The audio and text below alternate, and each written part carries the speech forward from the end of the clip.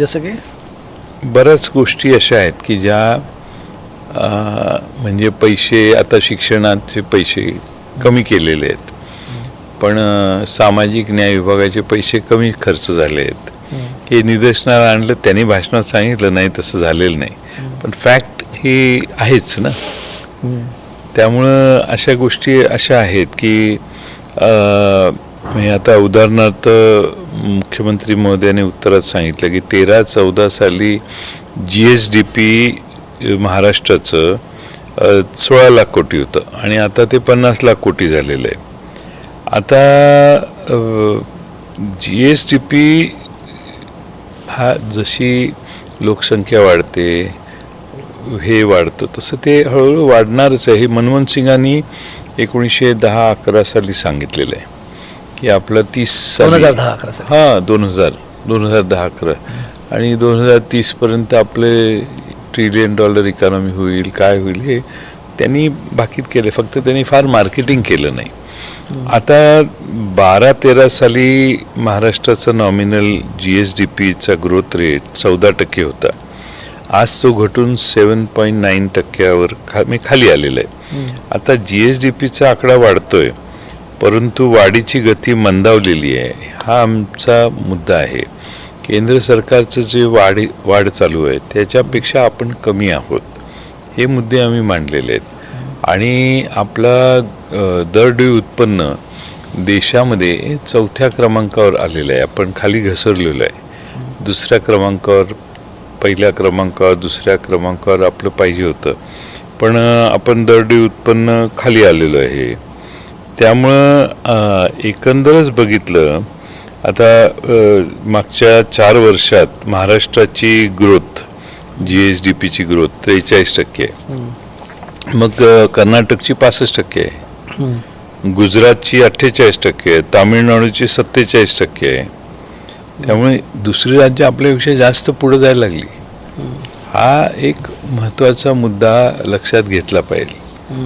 त्यामुळं आम्ही त्यांना कमी लेखत नाही आमच्या राज्य सरकारला, पण त्यांचे प्रयत्न इतर राज्यांपेक्षा कमी पडत आहेत का हे त्यांनी आत्मचिंतन केलं पाहिजे असं आमचं म्हणणं आहे. आणि कर्ज आता आपलं किती, आमचं पूर्वी कर्ज होतं ते आता 11 लाख कोटीवर गेलं. 11 लाखचं आकडा यावर्षी आपण क्रॉस करतोय आणि 70,000 कोटी रुपये आपण व्याजाला देणार.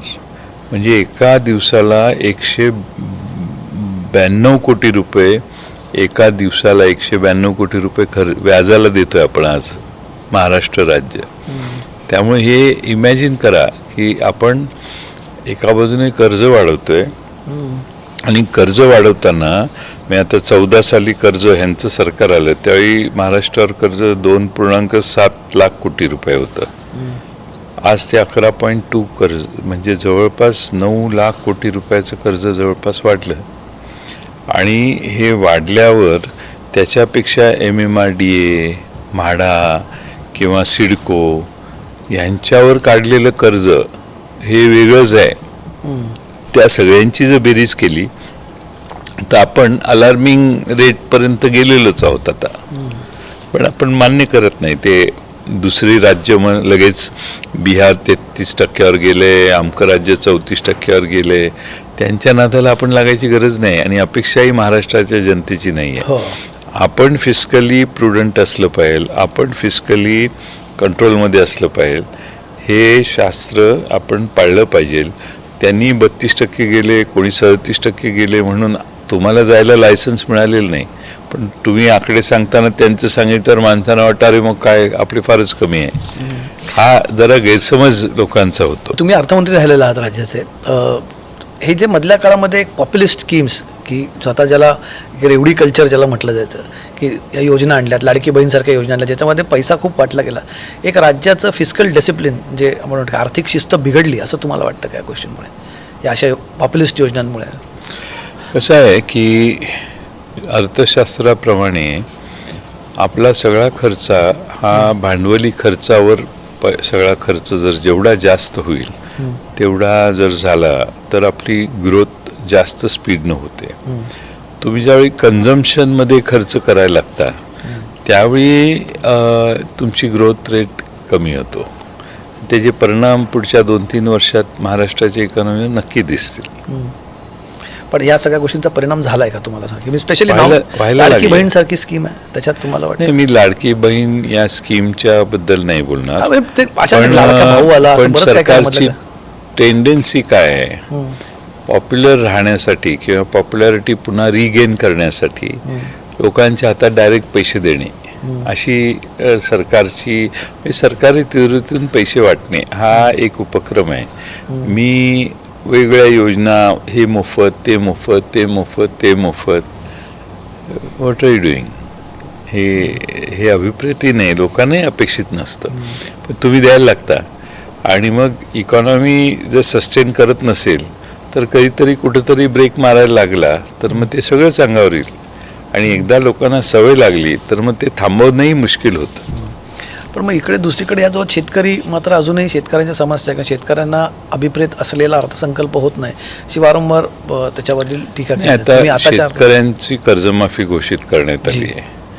2019 साली अशी कर्जमाफी आम्ही दिलेली, पहिल्या कॅबिनेटला मीटिंगला दिली आम्ही आणि 2 लाखापर्यंतचं कर्ज त्यावेळी माफ केलं आम्ही आणि सरसकट.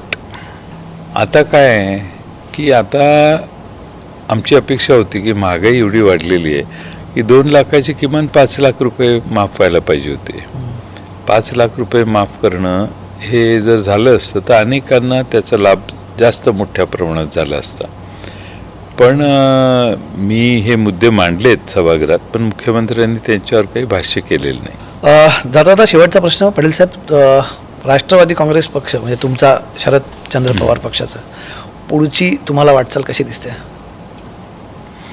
असं आहे की शरद पवार साहेब हे फिनिक्स पक्षाप्रमाणे पक्ष बाहेर काढू शकतात. शरद पवार साहेबांना अधिक जास्त आयुष्य मिळावं.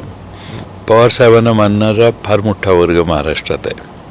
तो सत्तेत नसेल, राजकारणात कदाचित आज ॲक्टिव्ह नसेल, पण त्यांच्यावर विश्वास असणारा फार मोठा वर्ग महाराष्ट्रात आहे. आणि त्यामुळं राखेतून जसा फिनिक्स पक्षी पुढं वर येतो तशी ॲबिलिटी शरद पवार साहेबांच्यामध्ये आहे. आणि आता त्यांची प्रकृती बरी होते, जवळपास झालेली आहे. आणि ते जर बाहेर पडले तर नक्की महाराष्ट्रातल्या शेतकऱ्यांचे, शेतमजुरांचे, पददलितांचे, अल्पसंख्याकांचे, महाराष्ट्रातल्या वेगवेगळ्या समाजांचे प्रश्न हातात घेऊन ते नक्की सामर्थ्याने उभे राहिले तर पक्षाची परिस्थिती दुरुस्त होऊ शकते. ठीक आहे, खूप खूप धन्यवाद जयंत पाटील साहेब. आज तुम्ही टू द पॉईंट मध्ये आमच्या गप्पा मारल्यात. तुमचे खूप खूप आभार.